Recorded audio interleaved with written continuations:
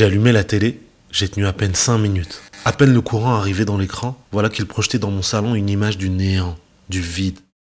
Rien. Sur un plateau, des éditorialistes commentent. Quoi? N'importe. Peu importe. Tout et n'importe quoi en fait. Pour dire quoi? Pour dire rien. Ils meublent le néant. Ça parle des grévistes, qui sont apparemment des privilégiés, des irresponsables, qui ont tellement d'avantages qu'ils passent même leur dimanche à tracter. Pourquoi? Pour rien? Non, pas pour rien.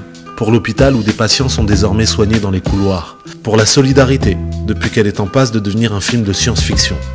Pour préserver l'idée que le progrès, ce n'est pas de niveler les conditions de travail par le bas, ni de monter les usagers contre les grévistes, alors même que c'est le modèle social de tout le monde qui est en danger. Les commentateurs, ceux-là même qui sont sur le plateau, sont arrivés le plus souvent en Uber X ou en taxi, et ils s'indignent des retards des trains qu'ils ne prennent même pas. Ça parle de la ligne 13, alors forcément j'ai le cœur qui vibre. Agnières Gennevilliers et Gabriel Périg. Sans transition, on passe au terrorisme, où l'on apprend, attention accrochez-vous, s'agissant de l'attaque du Münster, que même quand l'assassin est d'extrême droite, il vaut mieux le qualifier de non-musulman, comme le fait Ouest France. Alors ça parle de troubles psychiques sur BFM, tandis que CNews nous dit, écoutez bien, qu'il s'agissait de terrorisme non-islamiste. De terrorisme non-islamiste. Comme si en fait ça c'était une information.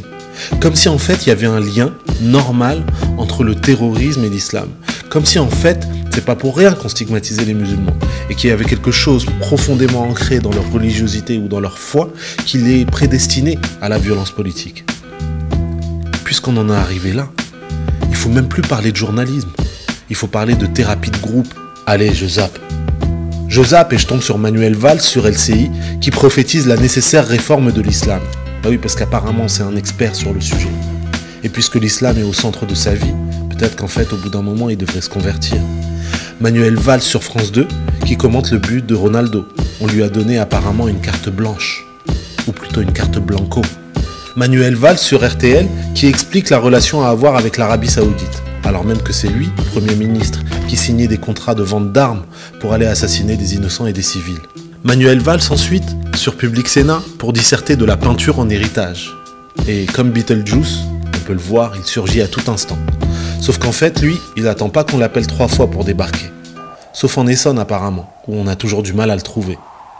Je zappe et je tombe sur une page de publicité.